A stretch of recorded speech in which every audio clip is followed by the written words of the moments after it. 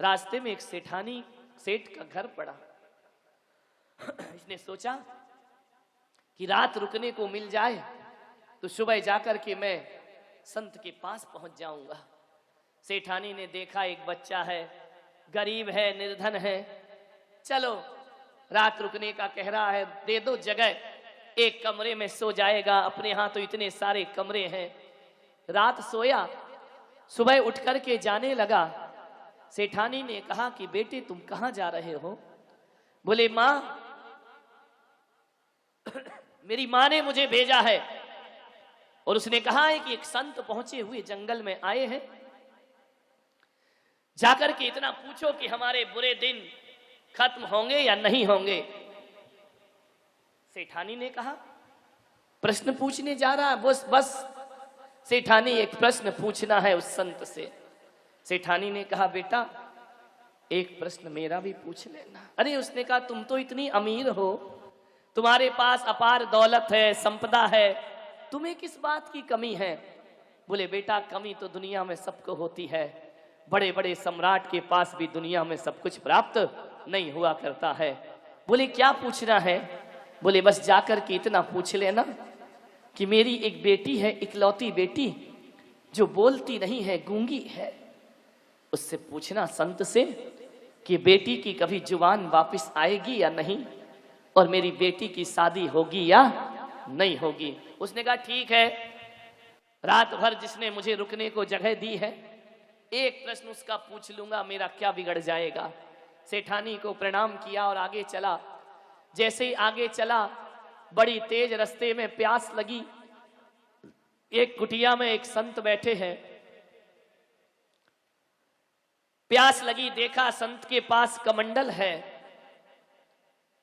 जाकर के संत से बोला मुझे पानी पिला दोगे? संत ने कहा जियो और जीने दो, यदि तू प्यास से तड़प रहा है तो ले इस कमंडल का पानी पी ले। तू जा कहां रहा है? बोले एक संत पधारे हैं, उनसे एक प्रश्न पूछने जा रहा हूं। बड़े पहुंचे हुए बड़े बड़े संत हैं, बड़े महान हैं, बड़े प्रज्ञा पुरुष हैं, मेरी मां ने भेजा है। बोले एक काम कर बेटा, एक प्रश्न मेरा भी। उसने कहा धत तेरे की, साधु तो ग्रस्त, साधु की भी समस्याएं खड़ी है, समस्या तो हर जगह हुआ करती है। बोले एक प्रश्न मेरा पूछना, मुझे 12 वर्ष हो गए तपस्या करते करते, बोल मुझे ज्ञान की प्राप्ति क्यों नहीं हो रही है? उनसे पूछना कि मुझे ज्ञान मिलेगा या नहीं मिलेगा, मेरी मुक्ति होगी कि नहीं होगी। बच्चे ने कहा पूछ लूंगा, आपने मुझे पानी पिलाया है। आगे बढ़ा, दोपहर के 2 बज गए, बहुत जोरों से भूख लगी। एक खेत में किसान हल चला रहा है। किसान की पत्नी रोटी लेकर आई और किसान को खाना खिला रही है। बच्चा टुकुर टुकुर देख रहा है भूख में। किसान की पत्नी ने सोचा कि जरूर भूखा होगा। उससे कहा क्यों रे, भूख लगी है? बोले हाँ। बोले आ ये चटनी रोटी खा ले, अपनी भूख मिटा ले। बच्चे ने 2 रोटी खाई। किसान ने कहा तू कहां जा रहा है? बोले एक बहुत बड़े संत हैं, उनसे अपना माँ का एक प्रश्न पूछने जा रहा हूं। किसान ने कहा एक प्रश्न मेरा भी पूछ लेना। उसने कहा ये तो बड़ी आफत हो गई, जहां गया रोज एक प्रश्न की कोई गठरी मेरे सिर पे रख देता है। बोले क्या प्रश्न है आपका? आपने रोटी खिलाई है मुझे, बताइए आपका क्या प्रश्न है? उसने कहा कि बस इतना पूछना, मैं मेहनत बहुत करता हूं, फसल उगाता हूं, पर उसके अनुसार मुझे लाभ प्राप्त नहीं होता है। क्या वजह है कि मेरे खेत में खड़े हुए इन पेड़ों में फल नहीं आते हैं? क्या वजह है कि मेरी फसलें बड़ी नहीं होती हैं? जाकर के पूछ लेना। उसने कहा ठीक है। चला गया। जैसे किसान के पास से आगे बढ़ा, जंगल में पहुंचा, पहुंच करके संत को प्रणाम किया। संत ध्यान में लीन थे। इंतजार किया, बैठा। जब तक ध्यान ना खुले मैं संत को विघ्न पैदा नहीं करूंगा। तुम्हारी तरह तो थे नहीं कि दरवाजे बंद हों और 4 बार पीटो और इतनी जोरों से आवाज लगाओ कि महाराज तुम्हें माला छोड़ के दरवाजा खोलना ही पड़ेगा। वो बड़ा विनयवान था, बैठ गया कि जब तक संत आंखें ना खोले। चुपचाप संत को चातक बन करके निहारते रहा, बोला कुछ नहीं, देखते रहा, टकटकी लगाए। ऐसा तेज चेहरे पर, ऐसी चमक चेहरे पर, उसे लगा कि बड़े बड़े धनपतियों के चेहरे पर जो चमक नहीं होती है वो चमक किसी संत के चेहरे पर हुआ करती है। ध्यान रखिए, ऐसा तेज, ऐसी साधना, देख रहा है चुपचाप जैसे पूरब दिशा से सूरज उग रहा हो अपनी लालिमा को लिए हुए। इतना खूबसूरत वह संत था। उसने संत को देखते देखते आंखों से झरझर आंसू बह गए। उसे लगा कि इतने सुंदर लोग भी सन्यास की धारा में बह जाया करते हैं। जैसे ही संत ने थोड़ी देर बाद आंखें खोली, आंखें खोल करके संत का दृष्टिपात हुआ उस बच्चे पर। एक बात ध्यान रखना, संत ने कहा बोलो बच्चे कैसे आना हुआ। जैसे ही संत ने निगाह उठा करके देखा, आशीर्वाद की बरसात हो गई। आप नहीं जानते आशीर्वाद क्या होता है। लोग मेरे पास आते हैं, महाराज नमोस्तु, मैं नहीं सुन पाता हूं, फिर नमोस्तु 4 बार चिल्लाएंगे। अरे मैं कहता भाई शोर क्यों मचा रहा है? बोले आपने हाथ नहीं उठाया। दत्त तेरे की, हाथ उठाने का नाम नमोस्तु आशीर्वाद होता है। एक सज्जन तो ऐसा था कि मेरे कमरे में दर्शन करने रोज आए। मैं लिख रहा हूं, पढ़ रहा हूं, रोज आकर नमोस्तु करे। और जिस दिन मेरा हाथ नहीं उठता, अपने हाथ से मेरा हाथ पकड़े और अपने सिर पर रख ले। एक तो ऐसा कि पिच्छी उठाई और उसने अपने सिर पर रख ली। मैंने कहा ये क्या कर रहे हैं आप? बोले आशीर्वाद है, आप नहीं दोगे तो हम खुद ही ले लेंगे। अरे मेरे भाई, ये पिच्छी कोई आशीर्वाद की चीज थोड़ी हुआ करती है। हर व्यक्ति सोचता है पिच्छी लगा दीजिए महाराज। एक बात बताओ, जब मैंने इस गोपाचल पर दीक्षा ली, मेरे गुरु ने मुझे सन्यास दिया, उस समय मुझे पिच्छी का भेंट की गई। और मेरे गुरु ने ये कह करके पिच्छी दी थी कि जाओ जहां भी बैठना हो परिमार्जन करके पिच्छी लगा करके बैठना। अब आप कहते हो मेरे सिर पर रख दो। अब बताओ मुझे तुम्हारे सिर पे थोड़ी बैठना है जो पिच्छी लगाता रहूं। अरे पिच्छी तो परिमार्जन जीव रक्षा के लिए हुआ करती है, तुम्हारे सिर पे थोड़ी मुझे बैठना है। लेकिन आदमी कहता नहीं महाराज, जब तक पिच्छी नहीं रखो दिल में संतोष मिलता ही नहीं। आशीर्वाद क्या होता है? हाथ उठाने का नाम आशीर्वाद होता है? नहीं। संत बैठा है अपने कक्ष में, तुम पहुंचे और तुम्हें नजरें उठा करके देख लिया, समझना आशीर्वाद प्राप्त हो गया। संत ने तुम्हें देखकर मुस्कुरा दिया, समझना आशीर्वाद प्राप्त हो गया। संत ने तुमसे तुम्हारा नाम पूछ लिया, समझना आशीर्वाद प्राप्त हो गया। संत ने तुम्हें कोई काम बता दिया, समझना आशीर्वाद प्राप्त हो गया। केवल हाथ उठाने को आशीर्वाद नहीं कहा जाता है। संत की निगाह पड़ जाए वो हमारे जीवन का आशीर्वाद हो जाया करता है। आशीर्वाद तो वो घटना है, आशीर्वाद का मतलब ये नहीं होता है कि तुमने मांगा और मैंने दे दिया। अरे आशीर्वाद तो एक आकस्मिक घटना होती है।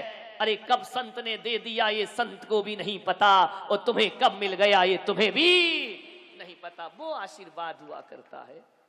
तुमने मांगा मैंने दिया, ये तो सौदेबाजी हो गई, ये तो व्यापार हो गया। ना जाने कब किस संत की क्या दुआ तुम्हारे इस काम आ जाए। आपसे निवेदन कर रहा हूं ग्वालियर वालों, अरे कोई भी संत आ जाए, कैसा भी संत आ जाए, अपना शीश उन संतों के चरणों में रख देना। ये मत सोचना कि कौन से संत और कौन से महाराज है। ना जाने किस संत की कौन सी दुआ लग जाए और हमारा जीवन बारा न्यारा हो जाए, हमारी जिंदगी पवित्रता को प्राप्त। कौन संत क्या दुआ दे जाए? मेरे पास क्या है? कुछ नहीं है। ये भागे भागे लोग क्यों आते हैं? मेरे पास कुछ भी नहीं, ना रुपया देता ना पैसा देता, मेरे पास क्या है? हम फकीरों से जो चाहो वो दुआ ले जाए, हम फकीरों से जो चाहे वो दुआ ले जाए, वरना ना जाने कहां हमको हवा ले जाए। तुमको देने के लिए कुछ भी नहीं पास मेरे, जिसका जी चाहे वो जीने की अदा ले जाए। हम फकीरों से जो चाहे वो दुआ ले जाए, वरना ना जाने कहां हमको हवा ले जाए। रात भर दिल के दीवारों, रात भर दिल के किवाड़ों को खुला रखता हूँ, रात भर दिल के किवाड़ों को खुला रखता हूँ। जिसका जी चाहे वो आकर के बुला ले जाए। हम फकीरों से जो चाहे वो दुआ ले जाए, वरना ना जाने कहां हमको हवा। हमारा कोई ठौर ठिकाना नहीं है, संतों से मत पूछो ठिकाना उनके रहने का, जहां आसन जमा बैठे वही है आसिया उनका, ध्यान रखिए। संत की नजर पड़ी, आशीर्वाद मिल गया। बंद पलके उठा करके जैसे ही देखा, ऐसा लगा करुणा बरस गई परमात्मा की। आशीर्वाद संत नहीं देता है, आशीर्वाद तो भक्त लिया करते हैं। एक बात ध्यान रखना, जब ग्वालियर चातुर्मास मेरा होना था, लोगों ने कहा महाराज आप ग्वालियर में चातुर्मास कीजिए। मैंने कहा मैं कहीं चातुर्मास करता नहीं हूं, आज तक नहीं किया मैंने चातुर्मास, और ग्वालियर में भी मैं चातुर्मास नहीं करूंगा। मैंने कहा मैं चातुर्मास नहीं करता, बल्कि भक्त चातुर्मास करा लिया करते हैं। भगवान या संत कोई दुआ थोड़ी देते हैं, तुम्हारे नमन में वो ताकत होना चाहिए कि उनकी करुणा का झरना अपने आप तुम पर बरसना प्रारंभ हो जाए। लोग कहते हैं हमने मंदिर जाना बंद कर दिया। मैंने कहा क्यों बंद कर दिया? उसने कहा कि अब मंदिरों में चमत्कार नहीं बचे हैं, अब मंदिर में बरसों से पूजा कर रहे हैं, कुछ घटता ही नहीं है, कुछ चमत्कार ही नहीं होता है, हमने नमोकार जपना बंद कर दिया। मैंने कहा एक बात ध्यान रखना, नमोकार में या मंदिर की पूजाओं में कोई चमत्कार नहीं हुआ करता है, कोई मूर्ति चमत्कारी नहीं होती है। जो लोग कहते हैं ये मूर्ति बड़ी चमत्कारी है, नादान हुआ करते हैं वो लोग। पत्थर की मूर्ति कभी चमत्कार नहीं हुआ करते हैं। एक बात याद रखिए कि मूर्तियों में और मंदिरों में और संतों में कोई चमत्कार नहीं होते, चमत्कार तो आदमी के नमस्कार में हुआ करते हैं। आपके नमस्कार में वो ताकत होना चाहिए कि पत्थर का एक टुकड़ा फटे और चंदा प्रभु भगवान प्रकट हो जाना चाहिए। ध्यान रखिए, अपने नमस्कार में ताकत पैदा करो। कोई संत ऐसा नहीं है जो तुम्हें आशीर्वाद ना दे, बस झुकने में अंतर है, थोड़ा सा झुक जाओ दिल से। संत ने कहा बेटे कैसे पधारे इतनी सी उम्र में मेरे पास? बोले संत जी कुछ प्रश्न लेकर आया। क्या प्रश्न लाए हो?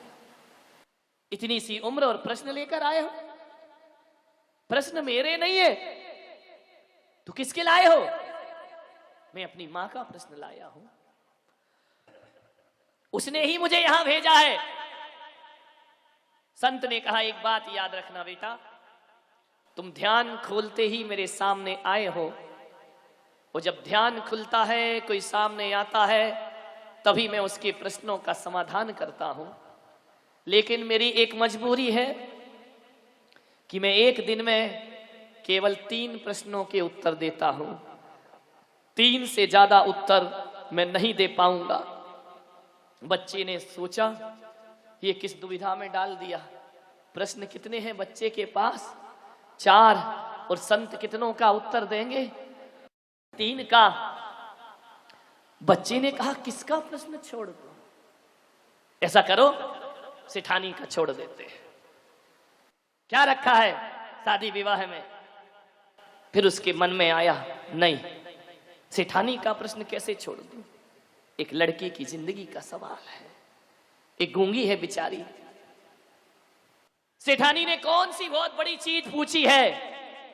बच्चे ने कहा ठीक है सेठानी का प्रश्न तो जरूर पूछूंगा। बोले ऐसा करो वो बाबा जी का प्रश्न छोड़ देते हैं।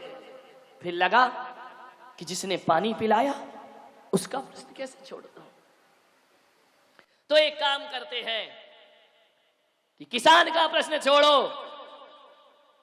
फिर भीतर से आवाज आई, एक बात ध्यान रखना, हर आदमी के भीतर 2 आदमी हुआ करते हैं, हर आदमी के भीतर 2 आवाजें हुआ करती हैं। जब भी तुम कोई काम करोगे 2 आवाज तुम्हारे सामने आएंगी, एक आवाज आएगी शैतान की और एक आवाज आएगी भगवान की।